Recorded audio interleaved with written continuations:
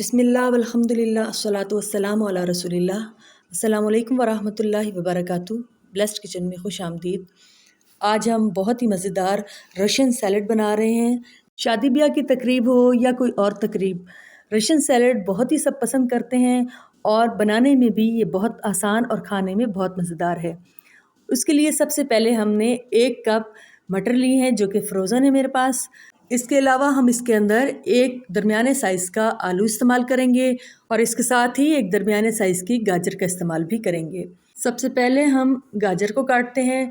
गाजर हमने बारीक बारीक और छोटे साइज़ में काटनी है क्योंकि हमने बाकी फ्रूट्स डालने हैं, इसलिए सब्जियों का जायका बहुत ज़्यादा प्रोमिनेंट ना हो, इसलिए हम इसको बहुत बारीक करके छोटा छोटा काटेंगे।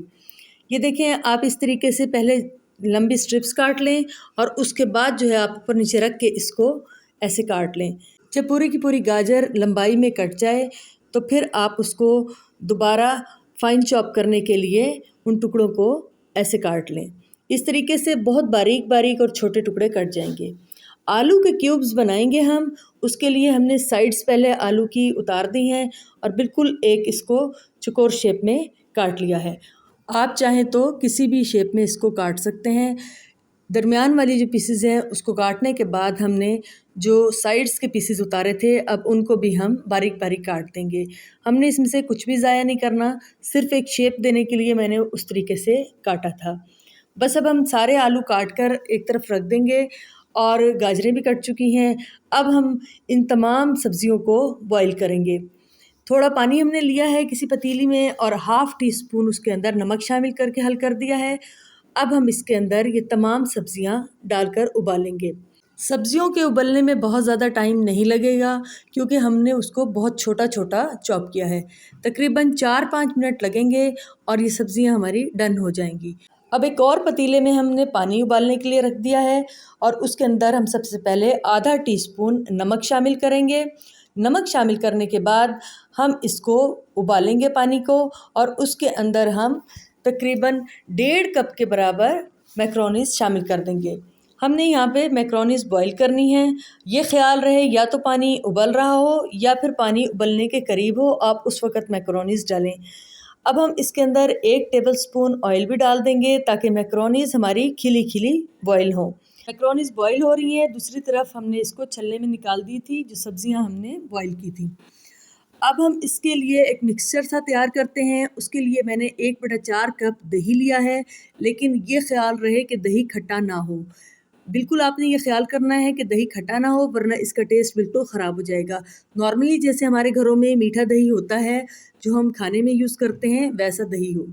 अब हम इसको एक दफ़ा फेंटेंगे और उसके अंदर तकरीबन 6 से 7 टेबलस्पून हम इसके अंदर पिसी हुई चीनी डाल देंगे।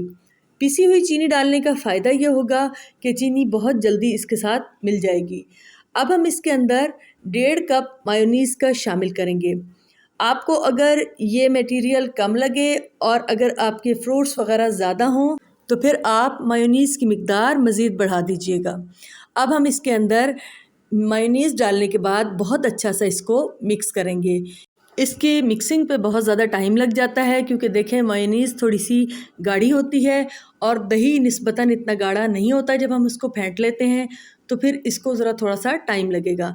बस आपने बिल्कुल इसको अच्छा सा फेंटना है। जो जो चीज़ें हम इसके अंदर शामिल कर रहे हैं वो तमाम चीज़ें शामिल करते जाएं और इसको बहुत अच्छा सा फेंटते जाएं। अब हम इसके अंदर डब्बे वाली क्रीम शामिल कर रहे हैं। मैंने आपको पहले जो एक मरतबा मैक्रोनी फ्रूट सैलेड बताया था वो मैंने आपको घर की क्रीम यानी कि घर की बालाई से बताया था। अब मैं इसके अंदर डब्बे वाली क्रीम शामिल कर रही हूँ। वो रेसिपी भी बहुत ही उम्दा है, आप लोग ज़रूर देखिएगा। क्रीम डालने के बाद अब हम इसके अंदर दूध शामिल कर रहे हैं। दूध हम इस वक्त 1 कप डालेंगे और फिर हम देखेंगे कि इसकी कंसिस्टेंसी कितनी है। फ़िलहाल अभी आपको लग रहा होगा कि ये बैटर काफ़ी ज़्यादा पतला हो गया है, लेकिन जब हम अच्छे तरीके से मायोनीज़ और क्रीम को मिक्स करेंगे तो फिर हमें ये फ़ील होगा कि ये मिक्सचर अभी गाढ़ा है। बस हमने इसको अच्छे तरीके से मिक्स करते जाना है, ख़्वाह हमें कितनी भी देर लगे, वरना ये होगा कि क्रीम का कहीं जायका आ रहा होगा और मायोनीज़ का कहीं जायका आ रहा होगा। बहुत अच्छे तरीके से मिक्स करने के बाद ये देखें दोबारा गाढ़ा हो गया है। अब हम इसके अंदर मज़ीद आधा कप दूध और शामिल कर देंगे। ताकि इसकी कंसिस्टेंसी मुनासिब सी हो जाए और ना ये बहुत ज़्यादा पतला हो और ना ये बहुत ज़्यादा गाढ़ा हो। दूध डालने के बाद भी हम दोबारा इसको अच्छे तरीके से मिक्स कर रहे हैं। अगर चीनी आप कम या ज़्यादा खाते हों तो फिर आप इस पॉइंट पे चीनी को चख सकते हैं, लेकिन ये तकरीबन जो मैंने 6-7 चम्मच बताए हैं पिसी हुई चीनी के, ये बिल्कुल परफेक्ट रहे थे माशाल्लाह, क्योंकि हमने बहुत सारी इसके अंदर चीज़ें डाली हैं और इस तरीके से फिर ये होगा कि ये चीनी का जायका बिल्कुल ठीक आ जाएगा। कुछ फ्रूट्स हैं जिनको बारीक बारीक काट लिया गया है। 750 ग्राम यानी कि 3 पाव के करीब सेब हैं, 1 दर्जन केले हैं और इसके अलावा हमने इसके अंदर 7 से 8 खजूरें भी बारीक बारीक काट के शामिल कर दी हैं। और इसके अलावा हमने इसके अंदर शामिल किया है एक छोटे साइज़ का खरबूजा, वो भी हमने बारीक काट के इसके अंदर शामिल कर दिया है। इसके अलावा आड़ू और आम का जायका इसमें बहुत अच्छा लगता है, लेकिन अभी इतना ज़्यादा पीक सीज़न नहीं आया तो इसलिए मैंने इसके अंदर शामिल नहीं किया था। उबली हुई सब्जियां हम शामिल कर रहे हैं, जो सबसे पहले हमने उबाल कर रखी हुई थी, और जो मैक्रोनीज़ हमने उबाली थी वो भी हम इसके अंदर अब शामिल कर रहे हैं। तमाम चीज़ें हम इसके अंदर शामिल करने के बाद बहुत अच्छी सी 2 चम्मचों के साथ मिक्सिंग करेंगे।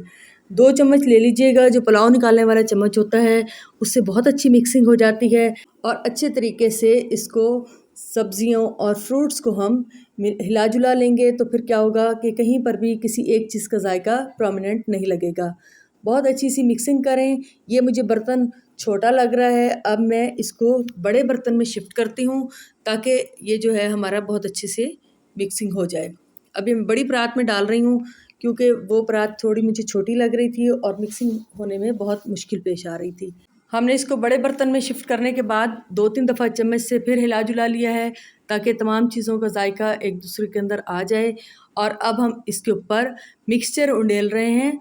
मिक्सचर डालने के बाद अच्छे तरीके से बर्तन को साफ़ कर लें, क्योंकि बहुत सारी क्रीम और मेयोनीज़ का जो मिक्सचर है उसके अंदर लगा रह जाता है और चीज़ें ज़ाया जाती हैं। अब हम दोबारा नरमी के साथ बहुत ही सॉफ्ट हाथों से हम इसको मिक्स करेंगे, क्योंकि अगर हमने इसको बहुत ज़्यादा सख्ती के साथ मिक्स किया तो फिर ये चीज़ें टूट सकती हैं। ख़ास तौर पे केले जो होते हैं वो बिल्कुल घुल जाते हैं अगर आप उनको सही तरीके से मिक्स नहीं करते। ये देखें, बहुत ही आराम आराम से आपने इसको मिक्स करना है और आपने ये ख्याल रखना है कि जब आप इसकी फ़ाइनल लुक देखेंगे तो उसमें सब्जियां और फ्रूट आपको ड्राई ना लगें, यानी कि मिक्सचर ज़्यादा होना चाहिए और फ्रूट और सब्जियां कम होनी चाहिए। इसे डिश आउट करने के बाद हम इसके ऊपर किशमिशें डाल रहे हैं। आप चाहें तो कोई और ड्राई फ्रूट्स भी साथ में डाल सकते हैं। अपने हर प्रोग्राम में हम एक दुआ पढ़ते हैं। आइए आज की बहुत ही खूबसूरत दुआ पढ़ें। बिस्मिल्लाहिर्रहमानिर्रहीम। अल्लाहुम्मा इन्नी अऊज़ु बिका मिन शर्रि मा अलिमतु व मिन शर्रि मा लम अअलम।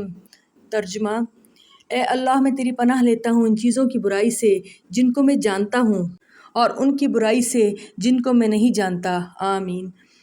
मज़ेदार सा रशियन सैलेड तैयार है। आप लोग इसको ज़रूर ट्राई कीजिएगा, बहुत इजी रेसिपी है और बताइएगा कि आपका रशियन सैलेड कैसा बना। रेसिपी अच्छी लगे तो लाइक कीजिएगा, शेयर कीजिएगा, दुआओं में याद रखिएगा। अल्लाह हाफ़िज़।